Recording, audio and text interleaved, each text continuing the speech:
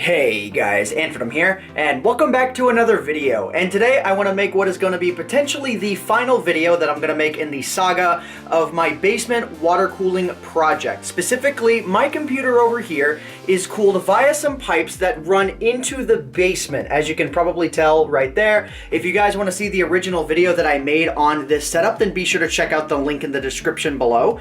But anyways, what I'm going to be showing you guys here today is just sort of a how does it hold up? Was it worth it for me? And should you guys consider doing something like this for yourselves if you are, say, the kind of person who likes going completely overboard and you're just a geek and you want to challenge yourself? That's what I'm going to be going over in this video. Let's do this.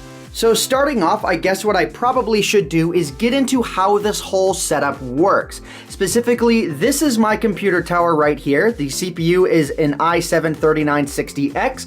The graphics card is a GTX 980, and that's what I use to, edit and render videos and whatnot and play Minecraft. And all of this is cooled by a water cooling system that has its piping going into the basement, cooled downstairs, then repiped upstairs to keep everything cool. And I do this for a few reasons. The two main reasons are silence, because I cannot hear my system at all no matter how intense the load is on the system, and the heat is literally being removed from the room. Because even if I used water cooling on this setup and the radiator and pump and whatnot was in the case, the air would still be ejected into the room. This system would still output a few hundred watts of heat, and that few hundred watts of heat is going to go somewhere. When you use water cooling, the only thing that you're doing is you're taking the heat away from your components faster.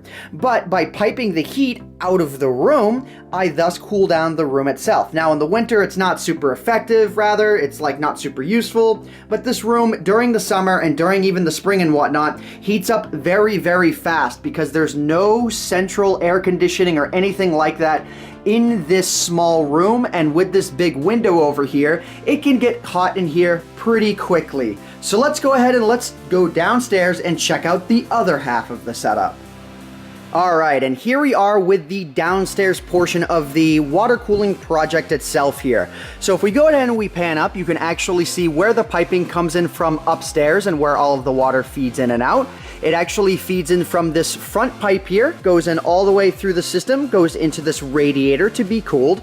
Then the water is then dumped into the reservoir to be stored, and then the pump takes the water from the reservoir and then shoots it back up through this entire system to loop itself all over again. Now I'm going to go ahead and I'm going to go over very quickly which components I am using here. So right here, I'm not exactly sure which brand this is, but this is just a quad 120 millimeter radiator or something like that. It's very, very thick, much thicker than you would probably want to put in a normal computer case unless there's a specific area for it. But anyways, I also have 4 fans on it, but only 2 of the fans are on. This one right here and this one, because it's all that I really need to keep the system cool, and it helps manage the noise as well. And with this fan on, it actually serves to help keep the pump cold as well, which is really nice for long-term operation in my opinion. So anyways, moving over here, we have ourselves the reservoir where all of the water is stored. Now the big thing that I want to go over in this video is that if you make a setup that is crazy like mine, the big thing you need to know about is only use plastic or acrylic reservoirs, because if you use a metal reservoir to store your water, you're going to have the problem that Linus had on the whole room water cooling project, where these metal bits were actually getting into the system. So as long as you use acrylic or plastic, you're totally good. And this is very specifically, I think, a Fovea dual 5¼ inch drive bay reservoir. It fills in from the top here, and I have this little guy in here. This is what's called PT Nuke. It won't focus, but it doesn't really matter. And basically, it's a biocidal agent that will prevent anything from growing in the loop. So even if some kind of organic matter got into this and started spreading algae all throughout the system, that just can't happen because I put enough biocidal agent in there in order to keep the water clean. And the water has been in the setup completely clean for a couple of months now. So yeah. Going over some of the random changes that I've made since my first video though, this is the very first bucket that I actually used for the system itself here. And I used a giant bucket because it was my assumption that when I turned the system off, all of the water was going to cycle back through the system and down into the lowest point because of gravity. However, what I didn't think about is if the top area where my computer is airtight and it can't actually allow air into the system, then water doesn't circulate that way. That's how hydrodynamics work. So yeah, I was able to get away with using a much smaller reservoir for this. And that reservoir won't overflow or anything if I go to empty it out or whatever. Only if air actually gets into it can that be a problem, but it can't. The whole thing is watertight and airtight. So yeah, another change that I actually made as well is that I changed out the pump because this guy just grinds after a week and it grinds forever and it's really annoying. So and the only reason I can actually complain about having a plastic reservoir, another reason why I switched off of it, is that these fittings will start bending over time, or rather if you allow them to bend and you move the setup around, these fittings can bend and it can actually chip away at the sealant that you put in there. Specifically this sort of white sealant that's right here. This is on the inside and it's actually meant to keep out water. It's waterproof.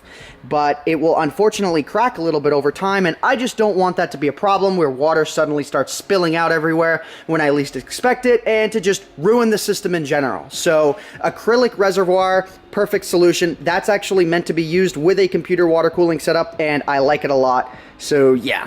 And the pump right here, I believe, is a Coolant's PMP 500 pump. I would not recommend this inside of a computer because it's fairly loud, but for a setup like this, the loudness does not reach upstairs. So no worries there. It's perfectly quiet for what I need, and it has 20 feet of head pressure, which means it can push water up 20 feet. So, you know, there's only like 6 or 7 feet here that I need to worry about, so it's all good. But now you guys might be wondering, well, what's the point of all this if it doesn't perform well? How does it perform, Taylor? Let me know. Well, I'm gonna go ahead and I'm gonna answer that. Alright, so here we are upstairs to check out the temperatures of this entire system here. Now, don't worry if you can't read what's on screen, I'm going to be zooming in just a second here. So I'm running a program called Prime 95, which is keeping the system under load, full bore load. So you would expect that the system might get like 60, 65 degrees Celsius or something like that. No. If we go ahead and we zoom in here, you can see these are our load temperatures while running this system. The numbers that are on the left side here are the current temperatures of the computer. The numbers that are in the middle are the lowest this system has gotten since turning on this program. And the numbers on the right are the highest this system has gotten. So as you can see here, this system, while under full bore load, will run on its coldest core around 25 to 28 degrees Celsius, and on its hottest core is not even exceeding 40 degrees Celsius all that much.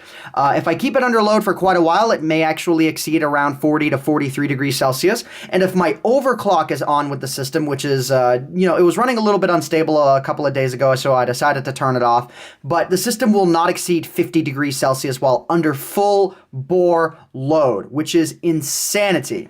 So yeah, and if I go ahead and I actually turn off the stress test here, let's go ahead and let's hit stop here. You'll actually see that the temperatures for the system will go down immediately. Let me actually, wow.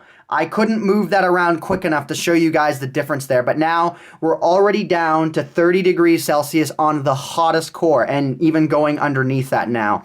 I'm not too sure how much I believe that one of the cores is at 53 degrees Fahrenheit, but yeah, it gets pretty cold. And downstairs, it's only about 65 degrees Fahrenheit, so it's not that cold down there. I'm quite aware of the probability of there being condensation if I let the basement freeze over. So I don't want that to happen. I keep it around 65 degrees Fahrenheit down there. So yeah, that is pretty much the whole setup in a nutshell, guys.